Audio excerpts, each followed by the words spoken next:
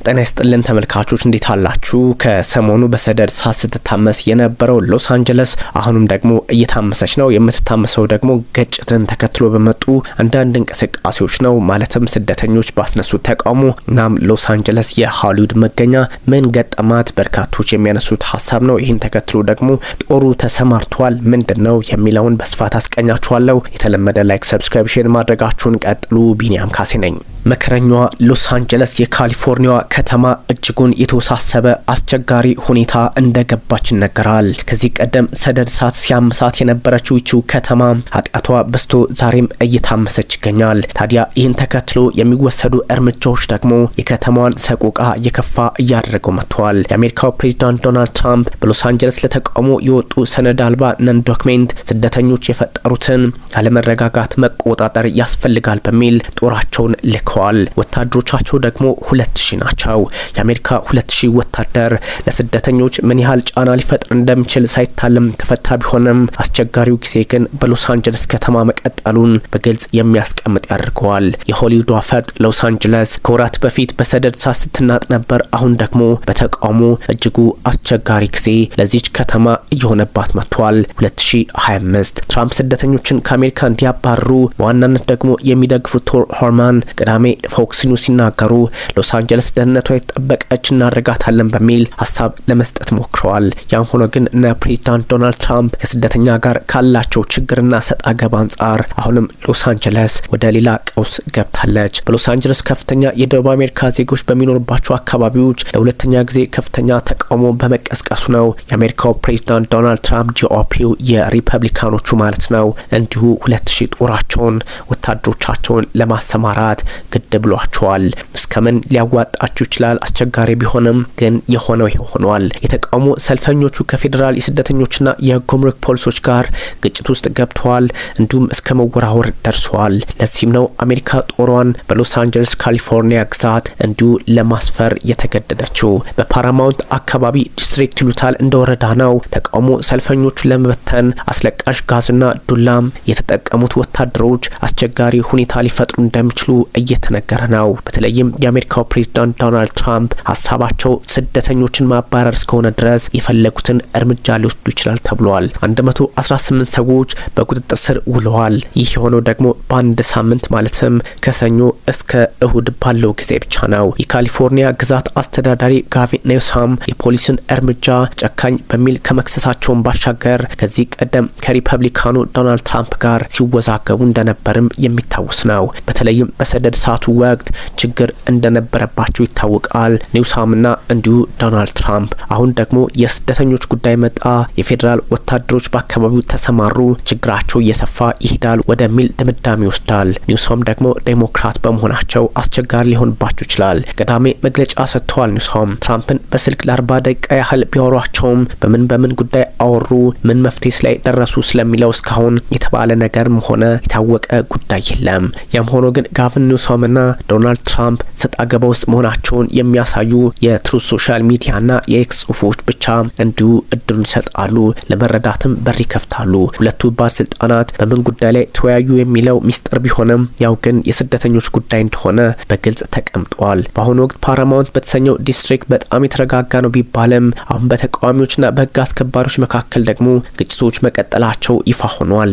የሎስ አንጀለስ ፖሊስ አባላት ተቃዋሚዎችን ለማባረር በየጥቂት ደቂቃዎቹ አስለቃሽ ጭስ ሲተኩሱ ስለነበር አስቸጋሪ ሁኔታ መፈጠሩን ይጠቁማል በሚል ሀሳባቸውን ያጋሩ በርካቶች ናቸው። ሎስ አንጀለስ ችግሩ በርትቶባታል። እንደተባለው ሰደድ እሳቱ፣ ከዛ ደግሞ ወደ እንደዚህ የህዝብ ማዕበል፣ ከዛም በፊት ደግሞ ሌላ ችግሮች ነበሩባት። የጎርፍ ማዕበልም እንዲሁ ታይቶባታል። ይህ ሁሉ ችግር በሎስ አንጀለስ ለምን? በርካቶች የሚጠይቁት ቢሆኑም ከሃይማኖታዊ መነጽር አንጻር የሚመለከቱት ደግሞ ያው ሆሊውድ ስላለ ይላሉ።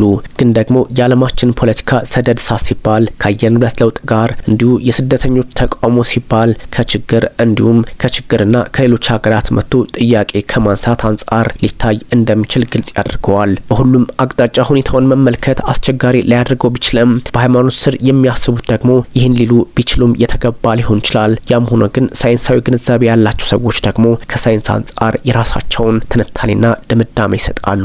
በጥቅሉ ግን ሁሉንም የሚያስማማው ሎስ አንጀለስ ከሰደድ እሳት እስከ በረዶ ማዕበል እንዲሁም እስከ ተቃውሞ ተናወጠች የሚለው ያስማማቸዋል።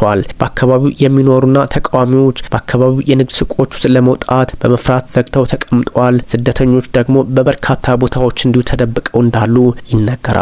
ይህ ደግሞ አስቸጋሪው ጊዜ በአሜሪካ ምድር ለስደተኞች እያደረገው መጥቷል። የሌላ አካባቢ ተወላጆች በመሆናቸው ማለትም ከአሜሪካ ውጭ በመሆናቸው ጥያቄውን ሊያበረታው ይችላል። ዋይት ሀውስ ጋዜጣዊ መግለጫ ከመስጠት አልተቆጠበም። ሰሞኑን አመፀኛ ኃይሎች ወይም ቡድን ባላቸው በሎስ አንጀለስ ሰዎች ካሊፎርኒያ ሰነድ አልባ ስደተኞችን በቁጥጥር ስር ለመዋል የተንቀሳቀሱ የፌዴራል የጸጥታ ሰራተኞችና የፌዴራል ሕግ አክባሪዎች ላይ ጥቃት ሰንዝረዋል በሚል መግለጫ ዋይት ሀውስ ሰጥቷል። ካሮላይን ሌቪት ናቸው ይህን ያሉ። ይህ እርምጃ ደግሞ ህገወጥ ወንጀለኞች ወደ አሜሪካ የሚያደርጉትን ወረራ ለማስቆምና እዛው ለማስቀረት ወሳኝ አሊያም ቁልፍ ነው በሚል ሀሳብ ሰጥተዋል። በዚህ ብጥብጡ ደግሞ የካሊፎርኒያ የዴሞክራት መሪዎች ዜጎቻቸውን የመጠበቅ ኃላፊነታቸው ሙሉ በሙሉ ረስተውታል አሊያም ተዘናግተዋል በሚል ትችታቸውን የሚሰነዝሩት ሪፐብሊካኖቹ ከዋይት ሀውስ መግለጫ ጋር አብረው እንዲሁ እነ ኒውሶምን እየወረዱባቸው ነው። ለዚህ ደግሞ ፕሬዚዳንት ትራምፕ እየተባባሰ የመጣውን ህገወጥነት ለመቆጣጠር 2000 የጸጥታ ኃይሎችን ወታደሮችን ለማሰማራት ፕሬዚዳንታዊ ትዕዛዛቸውን ፈርመውታል።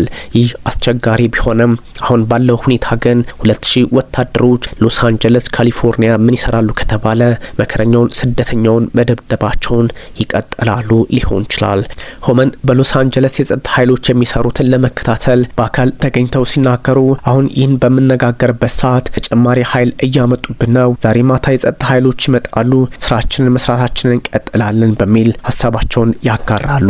በግል ንብረት ላይ ለሚደርስ ማንኛውም ጥቃት ወይም ጥፋት ምንም ትዕግስት የለንም በሚል ማሳሰቢያ ሰጥተዋል። የኤፍቢአይ ምክትል ዳይሬክተር ዳን ቦንጌን በኤክስ ገጻቸው ላይ ሀሳባቸውን አጋርተዋል። ተቃዋሚዎችን እናንተ ስትርምስ ትፈጥራላችሁ፣ እኛ ደግሞ ለእጃችሁ ካቴና እናመጣለን፣ ግና ስርዓት ይሰፍናል በሚል አስጠንቅቃቸዋል። እርግጥ ስደተኛ በሰው ሀገር ምንስ መብት ይኖረዋል? ለዛውም ከሌላ ሀያላኗ አሜሪካ ጋር እንዴትስ መጋጨት ይችላል? የፈለገውንስ ማድረግ ይችላል ወይ? ጥያቄው ማንም የሚያውቀው ግራ አጋቢ ምላሽ ነው። ዘመቻውን ያደናቀፉ በርካታ ግለሰቦች እናስራለን፣ መታሰራቸው ይታወቅልን በሚል ሀሳባቸውን ሰጥተዋል። ፔታክሰት መከላከያ ሚኒስትር ናቸው። በኤክስ ገጻቸው ላይ ያሰፈሩት መልእክትም እንዲሁ ስጋት የሚያመጣ ነው። በሎስ አንጀለስ የሚገኘውን የፌዴራል ሕግ አስከባሪ አካላትን ለመደገፍ የብሔራዊ ጥበቃን በፍጥነት አሰማርተዋል በሚል በኤክስ ገጻቸው ላይ ፔንታጎን ያደረገውን ለማስቀመጥ ሞክረዋል። እናም አለመረጋጋቱ ከቀጠለ በካምፕ ፔንድተን የሚገኙ የባህር ኃይሎችንም ማንቀሳቀሰን በከፍተኛ ተጠንቀቅ ላይም እንዲቆሙ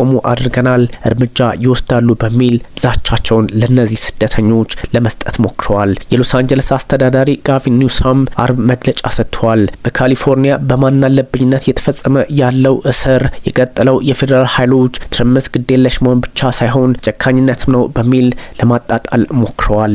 ገዢው በዚህ ልክ እየተጋፈጡ ባሉበት ሰዓት ሪፐብሊካኖቹ በተለይም የፌዴራል መንግስቶቹ አስቸጋሪውን ጊዜ ጠብቁ የሚል ዛቻ አዘል መልእክት መስጠታቸውን ቀጥሎበታል። ዘመቻውን ያደናቀፉ ሰዎች በቁጥጥር ስር መዋላቸውን ቀጥለዋል ቢባልም የሚደርስባቸው ሰቆቃ ምንድነው? እጅግ አስቸጋሪ ይሆናል። የሎስ አንጀለስ አስተዳዳሪ በተለይም በካሊፎርኒያ ምን ሊፈጠር እንደሚችል ስጋት እንዳለባቸው ቀደም ሲል አስቀምጠዋል። የዶናልድ ትራምፕ ቀውስ እምነትን የሸረሸረ ነው ብለውታል። ቤተሰብን እያፈራረስና የአሜሪካን ኢኮኖሚ የሚደግፉትን ሰራተኞች ኢንዱስትሪዎች ጭምር እያዳከም ነው በሚል ለመተቸት ሞክረዋል። ስደተኞች ሲለቁ ማን ስራውን ይስራው አይነት ትርጉም ያለው ነው። የሎስ አንጀለስ ከተማ ከንቲባ ካረን ባስ ከዚህ ቀደም በሰደድ እሳቱ ሲተቹ ነበረ።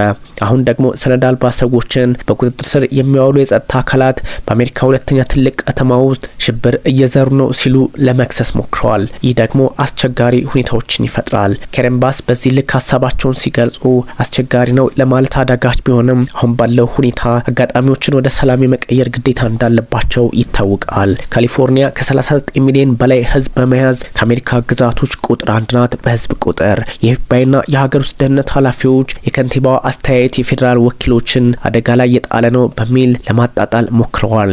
የካሊፎርኒያ አስተዳዳሪ የፌዴራል የጸጥታ አካላት መሰማራታቸውን፣ የካሊፎርኒያ ብሔራዊ ዘብ ስራን መውሰድ፣ 200 ወታደሮችን ማሰማራት ሆን ብለው ደሊብሬትሊ ጸብ ለማጫር ፕሮቮኬሽን ነው የሚል ሀሳብ ሰጥተዋል። ውጥረቱን ታባብሱታላችሁ እንጂ አንዳች ለውጥ አታመጡም ብለዋቸዋል። ኒውሰም ይህን ይላሉ። የሎስ አንጀለስ ባለስልጣናት የህግ አስከባሪ አካላት እርዳታ በጠየቁበት ማግኘት ይችላሉ ብለዋል። በምን አጋጣሚና በምን ሁኔታ ሊያገኙ ይችላሉ? እጅግ አስቸጋሪ ነው። ዶናልድ ትራምፕን በትሩዝ ሶሻል ሚዲያቸው የሎስ አንጀለስ አስተዳዳሪና ባሰን ስራቸውን መስራት ካልቻሉ ተቃዋሚ ሰልፈኞችና ዘራፊዎች መፍትሄ መስጠት በሚኖርብን መንገድ የፌዴራል መንግስት ገብቶ ችግሩን ይፈታል። ግዛቶች የራሳቸውን አቅም ማጠናከር ካልቻሉ እኛ ይህን ማድረግ እንችላለን በሚል ሀሳብ ለመስጠት ሞክረዋል። ይህም ታዲያ የዓለማችንን ፖለቲካ ሌላ ጫና ውስጥ ያስገባል በሚል ስጋታቸውን እያስቀመጡ ይገኛሉ የአሜሪካ ፖለቲከኞች። ምክንያቱም ስደተኞቹ እንዲሁ ዓለም አቀፍ በመሆናቸው በቀላሉ አሜሪካ ላይ ብቻ የሚቀር አይደለም ብለው ስለሚያስቡ እንዲህ አይነቱን ውጥረት በምን አይነት መንገድ መፍትሄ ልንሰጠው እንችላለን? የትራምፕ ሀሳብስ በግልጽ ጉዳዩ ላይ መፍትሄ ያመጣል ወይ? አስቸጋሪ ቢሆንም ግን ለሰላም መሰራት እንዳለበት እየተነገረ ነው። ዶናልድ ትራምፕ የብሔራዊ ዘቡን ወደ ሎስ አንጀለስ ለማስተማራት መሞከራቸው እንዲሁም ትዕዛዝ መስጠታቸው አስፈሪው ጊዜ እየመጣ እንደሆነ በሎስ አንጀለስ እንዲሁ ያስቀምጣል። አሁንም ሰላም የሚመጣው የአሜሪካ ፖለቲከኞች በኮንግረሳቸው በጉዳዩ ላይ ከመከሩ ብቻ እንደሆነ ይነገራል። ፕሬዚዳንት ዶናልድ ትራምፕ ሪፐብሊካኑ በዚህ ልክ ብሔራዊ ዘቡን ማንቀሳቀሳቸው ትርጉሙ ቀላል አይሆንም። በዛ አካባቢ ያሉ የባህር ኃይል አባላትም ሊንቀሳቀሱ እንደሚችሉ እንዲሁ ፍንጭ መሰጠቱ ከፔት ሃግሰን በኩል መከላከያው ማለት ነው አስቸጋሪውን ጉዳይ የሚጠቁም ያደርገዋል። የዓለምን ፖለቲካ የምትቃኘው አሜሪካ ዛሬ በውስጥ ጉዳዩ በተለይም ከስደት አንጻር ሰነድ አልባ በሚባል የገባችበት ውጥረት አስቸጋሪ ሁኔታዎችን የሚፈጥርበትን አጋጣሚ ይፈጥራል ተብሎ ሊታሰብ ይችላል። ፖለቲካውን ግን ሌላ መልክ የሚያሰጡ ያደርገዋል። በግራም በቀኝም ያሉ ኃይላት የሚያስቡበት መንገድ አሁን በጎ ነው ለማለት አስቸጋሪ ቢሆንም የአሜሪካው ፕሬዚዳንት ዶናልድ ትራምፕ ለሰላም መስራት እንዳለባቸው እየተነገረ ነው። ያም ሆኖ ግን ስደተኞችን ከሎስ አንጀለስ ለማስወጣት መሞከር የሚደረገውም ጥረት ፈተናውን የበዛ ያደርገዋል። ሎስ አንጀለስ የሃሊውድ መገኛ ከመሆኗም በላይ በአካባቢው ላይ ተጽዕኖ ፈጣሪ ሀብታሞች ጭምር በመኖራቸው አብዛኞቹም ስደተኞች በመሆናቸው የትራምፕ ውሳኔ በቀላሉ የሚቀለበስ ሊሆን ይችላል።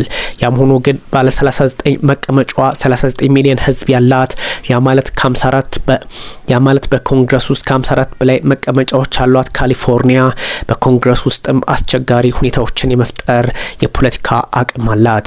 ለዚህም ነው ሪፐብሊካኑ ትራምፕ በፈለጉት መንገድ ፖለቲካውን ለመቃኘት ቢሹም አስቸጋሪው ሁኔታ ከኮንግረሱ ሳይቀር ይገጥማቸዋል የሚባለው።